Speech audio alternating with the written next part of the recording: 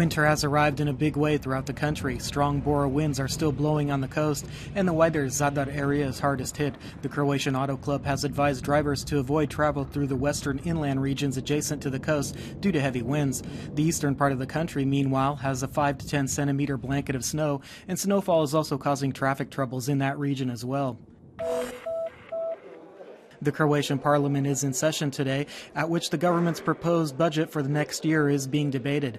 Prime Minister Zoran Milanovic addressed the floor of parliament at the beginning of the session. Among other things, he said the budget deficit will be significantly higher than this year's and that it will account for 5% of GDP. The Prime Minister also announced comprehensive reforms in a number of sectors in the Croatian economy that he said will put the country on firmer foundations in the next 2 to 3 years. Coming into the session, Finance Minister Slavko Linić told reporters that the next year will be quite difficult, but that the government's announced reforms are a response to many years of high spending to little effect in poorly organized sectors such as education, healthcare, and public administration, and that it is time to begin saving. At a session held Tuesday evening, the Croatian Physicians Trade Union decided to file a petition with the Constitutional Court requesting that it assess whether the mandatory work order for striking physicians issued by the government on November 14th complies with law and the Constitution.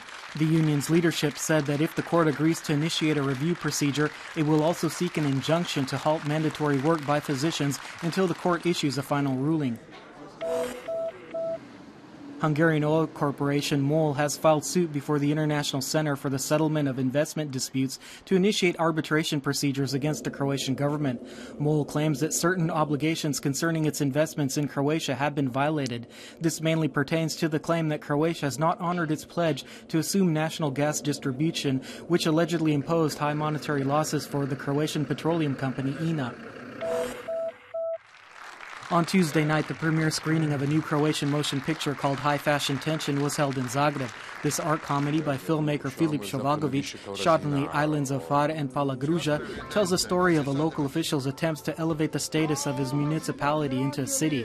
The film is notable because former Croatian President Stipe Mesić is a member of the cast. The film will be released in theaters throughout the country on Thursday.